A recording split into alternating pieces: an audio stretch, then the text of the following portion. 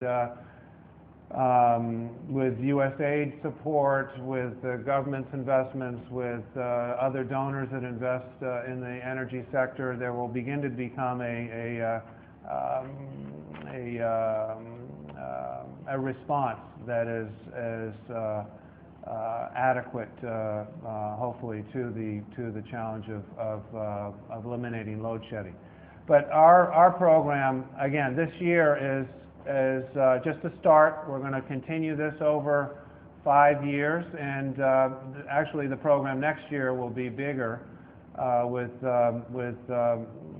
several $100 million directed towards the energy sector. But we've gotten started with a number of programs. One, we're going to complete the construction of 2 dams, which are dual usage. They're not only generating electricity, but they also provide water storage and flood control for the populations downstream.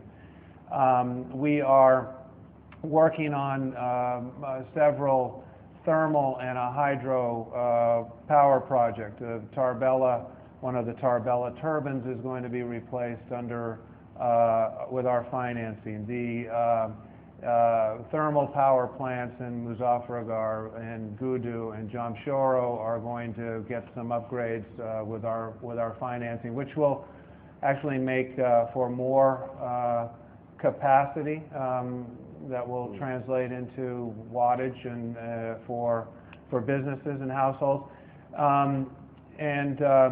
and will be a start of our program and larger scale projects like that. In addition, we're going to provide some funding for management reforms and loss controls in the DISCOs, and we are going to be working on tube wells as well. A lot of the tube wells are consumers of electricity, and we're working with the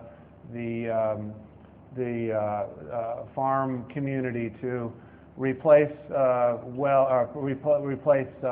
pumps that might not be energy efficient with more energy efficient pumps that will save electricity. So I think our program is focused on the right issues: capacity, generation capacity, use, efficiency of use. We're going to be working with DISCOs on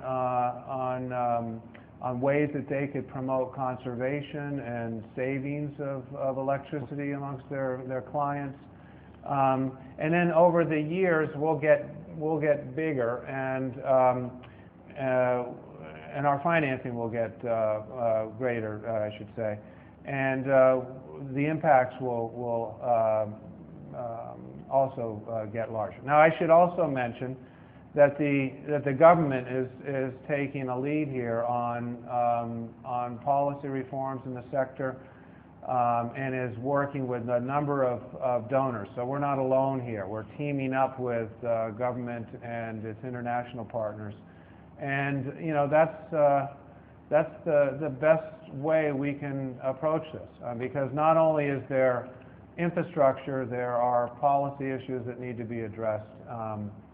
And so we're helping the attack on several fronts of this issue for Pakistan. There's another attack which might come to you, and that is, Bob, that you need to explain DISCOs. You have been using the term DISCOs over here. I'm sorry. Probably the people of Pakistan might get like wrong ideas over here. So you need to explain what DISCOs are. Okay. Some DISCOs probably use a lot of energy, but the DISCOs that we're talking about are the distribution companies that actually distribute energy to consumers and also serve as the metering and billing and collection institutions. So we're working with them to try to reduce losses, help in the education of their